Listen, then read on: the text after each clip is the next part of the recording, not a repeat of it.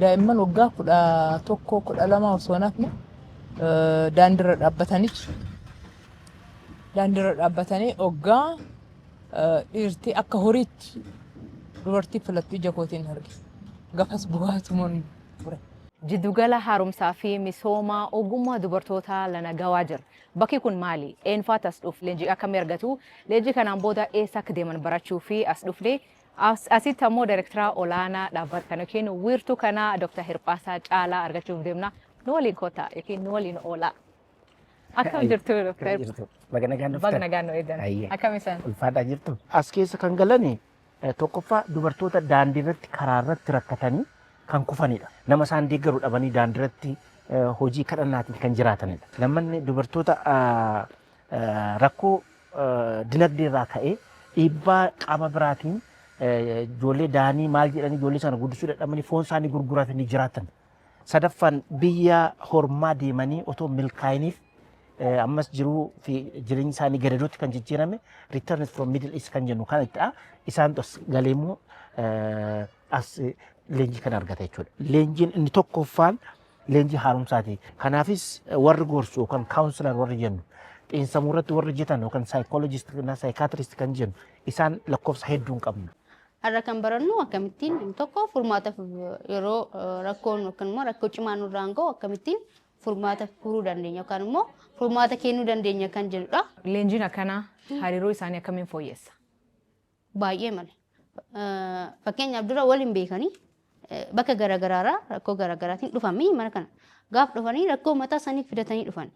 Rakkoo tokko inni qabu ani rakkoon koo kan irra hin caala jedhee waan yaaduuf baay'ee ittiin gaddaa ture garuu kan warra kaanii yeroo walirraa wal gaggaafatanii eksperiyaans fudhatan yoo sana kan koo kan caalu irra ni jira rakkoon kan ankoo caalu ni jira jechuudha yaadanii rakkoon kan isaanii xiqqaa akka ta'e hubatu jechuudha.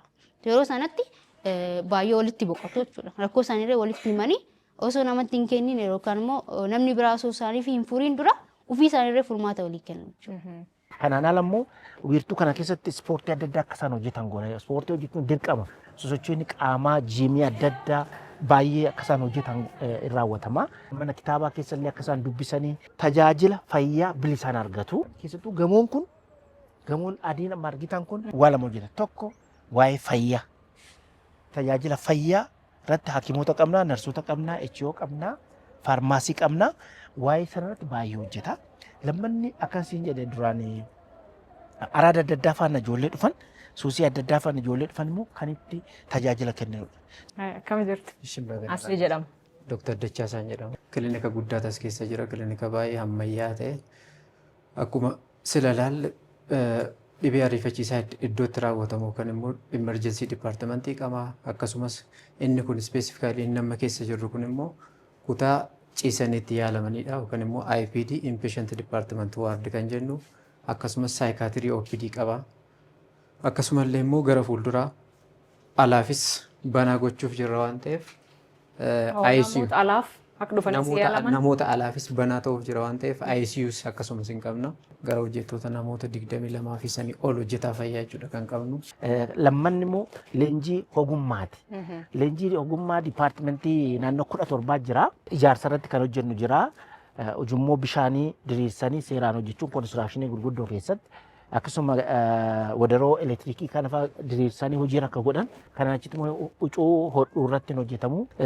Akkasuma immoo qonna magaalaa irratti giriinarii kan jennu kan amma dallaa magaalaa biyya keenya kana keessatti deemanii kan bareechan isaanidha. Lukkuu horsiisuu irratti hojjenna. Loon furdisuu irratti illee hojjenna. Akkasuma immoo nyaata ammayyaa fi kan biyya keessaa hojjetu irratti kan hojjetantu jira. Naanii yookaan immoo kunuunsa daa'immanii irratti kan hojjetamu jira. Baay'eedha dipaartimentichi. So kana hunda keessatti ijoolleen kun galanii akka leenji'an godhama. Isaanuma keessa kan aartii hojjetu jira. Dhalootumaan kan baay'ee danda'an ilaali kun amma waraqata kana too fudhatanii kaleessa jireenya isaanii kaleessa agarsiisa. Suusii adda addaa keessa kan ture coggaarraan isaanii akkamitti sigaaraan goomuu akka danda'u kan agarsiisudha. Rakkoon kaleessa keessa kan turan kan agarsiisu achitti hidhaafaa keessa kan turan laalamma kana mucaa tokkotu hojjete amma eebbifamtee baay'ee bakka guddaa geessee jirti. So aartii adda addaa dandeettii isaanii amma ta'u argitanii baay'ee dandeettii fakkii kaasuun faammata fudhattanii rakkoo kaleessa mucaan sun achirraa kaayyoo ishii keessee jirti. Kaleessa hojii maalii akka hojjetaa jirti ibsaa jirti ilaali. Okay, kun warra daldala salquunnamtii hojjechaa hojii kaleessa hojjettu akkamitti kan kaasti. Achirratti immoo amma carraa akka argachuudha miizana keessa immoo akkam dhufuma dhufte ilaali. Dhumarratti asitti agarta waan ta'eef ishumatu kaasee waan hunda jireenya ishii. Achiin amma gaarmentii barattee amma eebbifamtee amma hojii guddaa jirti. Faabirikaa tokko keessatti qaxarsiisnee ture. Achi amma baatee of dandeessee maashina bitattee ofiishitee of dandeessee hojjetaa jirti mucaan kun. Namaa jechuudha jireenyi isaanii akkamitti akka jijjiiramu kan agarsiisudha jechuudha. Nam ogummaa artii akkana qabtaanaan artii irratti hin jajjabeessaa? Amma jajjabeessaa jirra sandooma amma har'aa mootummaan Finfinnee illee artii magaalaa keessatti hojjetamu irratti illee akkasumaatti kallattii kaa'ee haala sana illee hirmaachaa jiru. Dubartoonni bakka kan dhufanii akkamiin filattu san? Isaantu dhufmoo namaatti dhufaniitti immoo? Lakki.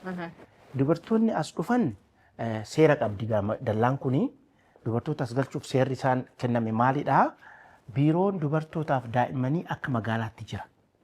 Biiroon dubartootaaf daa'immanii.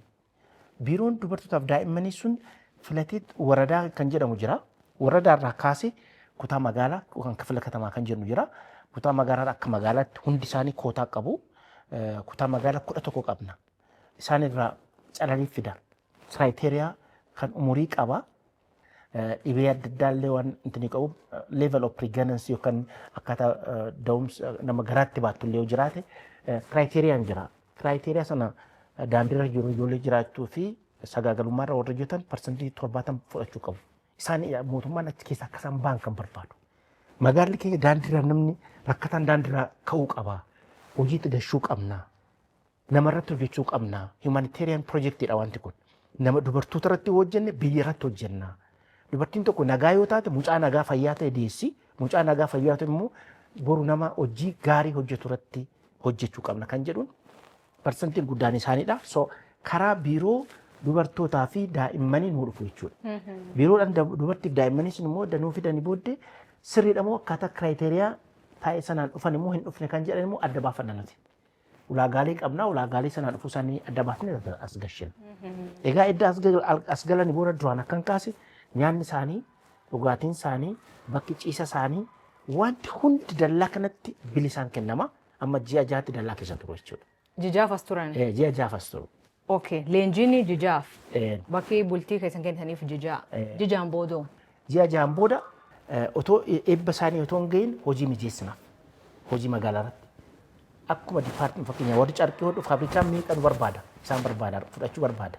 Giriinarii irratti bakki hojii baay'ee jira magaalaa keessa. Kaffaltii guddaadhaan. Naanii irratti magaalli kun deekeerii amma hojjetee jirti. Biiroon hundi deekeerii qopheessira waan ta'eef deekeerii irratti immoo humna nama baay'ee barbaachisa. Hoteela adda addaa nama barbaada. So isaan hojii qabsiisna jechuudha. Hojii adda qabsiisnee booddee immoo amma qarshiidhaan of danda'anitti deeggarsa mana kiraayii kan ta'u. Deeggarsa amma ji'a muraasaaf kan ta'u qarshiilee hin laatamaaf.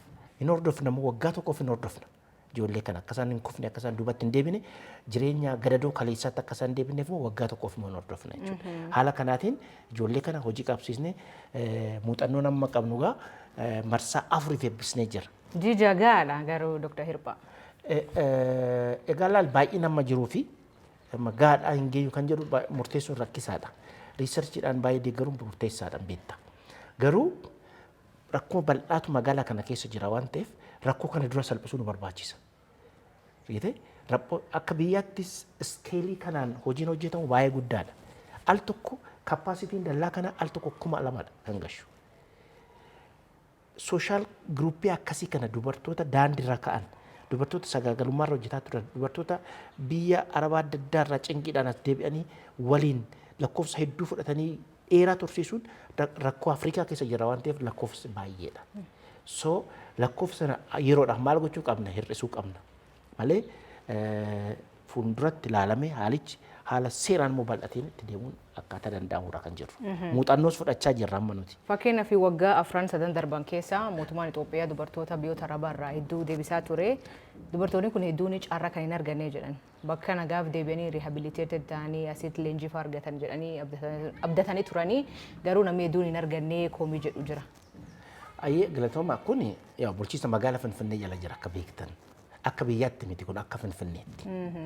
Bulchiinsa magaalaa Finfinnee jala jira. Piroojeektiin asitti eegale kun nama Finfinnee keessatti arganne hunda fudhanna. Baanee Oromiyaa irraa, Amaaraa irraa, Tigraay irraa dhaqnee fudhannu. Garuu ijoolleen Oromiyaa, ijoolleen Tigraay, ijoolleen Amaaraa, ijoolleen Kibbaa, ijoolleen Benishaangul kamiyyuu Finfinnee keessatti carraa keessa galchinee fudhachaa jirra. Leenjisaa jira jechuudha. Dhimmi kun immoo akka bal'atuuf naannoo irratti akka babal'atuuf pirezidaantonni naannoo hundi isaanii dhufanii wiirtuu kana arganii jiru. So sana iskeelii godhanii bal'isanii naannoo isaanii irratti isaanis fakkeenyaaf akka Oromiyaatti muuxannoo dhufanii nurraa fuudhanii shaggar akka jalqabu odeeffannoo nuu kennee jira akka Oromiyaatti. Amaarri illee nu biraa dhufee naannoon Amaaraa nu biratti dhufanii muuxannoo fudhatanii isaan akka jalqabbiidhaaf iskeelii godhaappii taa'aa jira. Kun jalqabaate akka biyya keenyaatti iskeelii kanaanis hojiin akkasiis mootummaadhaanis inisheetiiviin isaa fudhatamee hojjetamuudhaaf kun isa jalqabaati. Edda jalqabees reeffa immoo waggaa lama gaha muuxannoo xiqqoo irra jirra. Muuxannoo xiqqoo immoo fudhannee naannoon pirezidaantonni hooggantoonni gurguddaan dhufanii arganii babal'ifachaa jiru malee akka Finfinneetti kan hojjetame kun isa biyyaa hunda maratee asitti gashee fixa kan jedhu abdii akkasiis hin qabnu babal'isnee garuu hojjetaa jira kan jedhu akka qabatamuuf. Dubartoonni fakkeenyaaf ijoollee qaban faan ijoollee isaanii maal godhu? Sirriidha gaaffiin kun gaaffii cimaadha.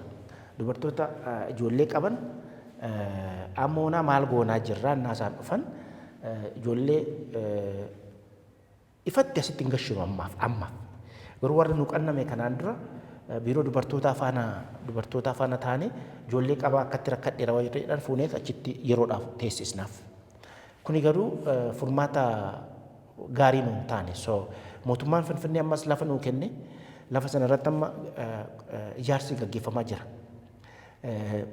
Ijoolleen isaanii sun bakka itti nyaatan, bakka itti bashannanan, bakka taphatan, bakka itti barnoota baratan wantoonni paakeejii hunda kan of keessaa qabu hektaara 2 nuu kennamee amma ijaarsarra jira. Marsaa 6ffaa kun marsaa 5ffaa amma leenji'aa jiru. Marsaa 6ffaa akka qabu halkanii guyyaa hojjetamaa jira. Dubartoonni sun akka ijoollee isaanii fudhatanii achi deeman? Ijoollee isaanii fudhatanii achi deemu. Asitti barnoota isaanii baratu. Dubartoonni ijoolleen isaanii achi taa'u. Galgala mucaashifan achi bulti. Ganama dhuftee asii leenjii asuma dhiyoodha. Asitti leenjii fudhatti.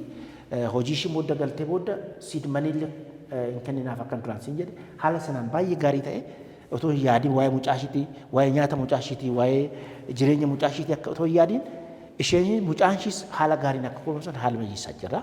Kun kutaa ciisaa kan dubartoonni kunniin rafanii kutaan ciisaa kunniin nam 10 qabata. Ammoo wiirtuun kunniin dubartoota al tokkootti dubartoota 2,000 qabachuu danda'a jedhu hooggantoonni. Asirratti barachuu danda'u yoo baratin garuu yoo akka daawwitii fayyadamuu barbaadde akkas deebistee kan gaafa akkas deebistu daawwitii ta'uu asumaan of daawwatta. Baay'ee kan laphee na tuqus kanan itti gammadus kanan waaqas itti galateeffadhu tokko kaayyaa nagawaati. Galgala hin deemayyuu yeroo hin deemu daa'imman xixiqqoon naannoodhuma waajjira kootti hin arge. Asii naannoo Bataskaana Goorgisiidhaan asii naanna'ee kan jiru. Daa'imman waggaa 11 12 osoo nafne daandiirra dhaabbatanii waggaa dhiirtii akka horiitti dubartii filattuu ija kootiin arge. Gaafas bu'aatumoon ture. Gaafan kana haasa'u kanaaf bochaa kottu mechichiin asii agarsiisnaa naan jedhan. Ani waggaa 25 ture magaalaa kana sadarkaa kanatti natti fakkaatu nan beekaa garuu akkaataa kanaan ija itti gaafatamummatiin ilaaleen beeku jechuudha jedheen dhaqee ilaalee gaafasuman waan tokko akka gochuun irra jiraatu waan hin danda'u tokko akka gochuun irra jiraatu nan murteessee assessmentiin akka gaggeeffamu goone gara 100tti dubartoonni akkaataa kanaan jiraatan akka jiran magaalaa kanatti ragaan hin bahe. Kan booda gaafa lanagawaan ji'a 11 keessatti ijaarame gamoon 16 blookiin 16 ji'a 11tti isa miraakil wannoo sanii xiiqisan xiqqisaan tokkaata san inni hojjisiise gaafa milkaa'ee jedhu immoo dubartoonni kun fedhii isaaniitii miti. Rakkoo hedduu bifa hawaasummaadhaanis hawaasa keessattis maatiidhaanis bifa adda addaatiin isaanirra gahee fi hiyyummaa wajjin wal qabate jireenya kana keessa kan galanidha. Gaafa carraa argatan nama biraatti tootaalii nama biraatti isaan keessaa fedhii hedduutu jira.